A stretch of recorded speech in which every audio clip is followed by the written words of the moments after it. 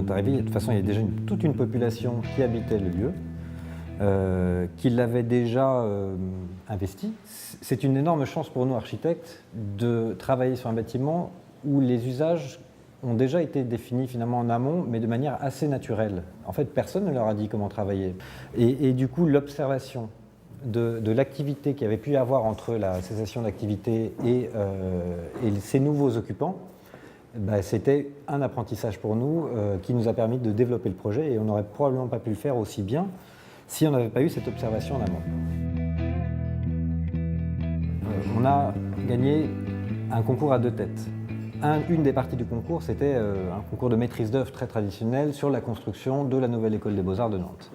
Et le deuxième concours était plus un concours urbain, de pouvoir vraiment développer l'ensemble de cette partie de l'île de Nantes et de la coordonner avec l'école des beaux-arts et de donner des directives, pourquoi pas, de fabrication de ces projets autour de l'école des beaux-arts. Il y a une halle qui va accueillir du travail collaboratif. Ensuite, il y a une partie purement universitaire. Dans les halles, il y aura une université qui va accueillir les nouvelles formes d'apprentissage de multimédia. Donc la synergie va se faire parfaitement. La Samoa, qui est l'aménageur de l'île de Nantes, va s'implanter aussi sur le site, donc il va jouer un rôle moteur forcément, d'acteur et de moteur. Et parallèlement à ça, il y aura une offre complémentaire. Et donc on a bien insisté pour que ce soit une offre de restauration populaire, mais qu'elle puisse en même temps avoir plusieurs visages dans la journée. Donc je crois que la mixité de la population sur le site sera un élément extrêmement fort du lieu dans son apprentissage. On se sert du squelette du bâtiment. On vient mettre sur ce squelette métallique un grand parapluie. Et en dessous de ce parapluie, on a une mini-ville qui s'organise. Et cette mini-ville, elle comprend finalement le programme de l'école des beaux-arts, qui est composé de programmes assez complexes. Il y a un amphithéâtre, il y a une bibliothèque, il y a des salles de cours. Et il y a aussi des ateliers lourds. L'image de l'école des beaux-arts à l'ancienne, où il y avait juste le fronton avec marqué beaux-arts, on rentrait dedans et c'était une ville où on n'avait pas le droit de rentrer en fait. On voulait totalement s'en affranchir et on voulait que ce soit visible depuis l'extérieur. Et je trouve qu'il y a une qualité participative dans l'architecture qu'on va offrir au bâtiment qui permettra de rendre visible l'activité intérieure du lieu. Alors on a eu un grand travail sur la lumière et la transparence. On était sur des bâtiments qui étaient très épais en largeur, très profonds, donc finalement pas forcément adéquates à avoir la meilleure qualité de lumière. C'était que des lumières zénithales.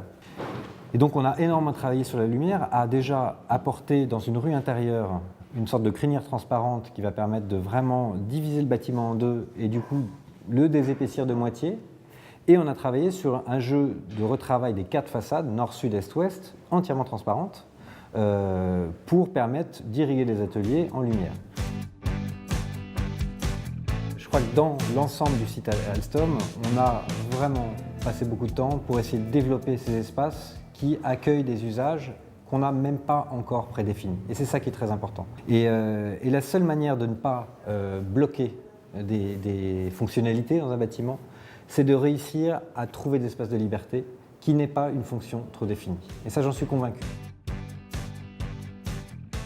Donc tous les matériaux ont été travaillés dans le sens d'apport de lumière et ensuite on travaille sur les coques à l'intérieur des deux bâtiments modernes. C'est des parois qui sont très simples. On travaille sur du bois, qui est du bois peint. Et je dois dire que c'est aussi la richesse du projet, c'est que normalement un architecte il travaille toujours l'enveloppe extérieure et elle joue les deux rôles, le rôle de la pluie mais le rôle aussi de la thermie. Donc on n'a pas beaucoup de choix de matériaux. Et nous on a réussi à faire un bâtiment qui est travaillé avec des matériaux de seconde œuvre, c'est de la menuiserie qui fait les façades en fait. Et c'est très rare et on le voit jamais.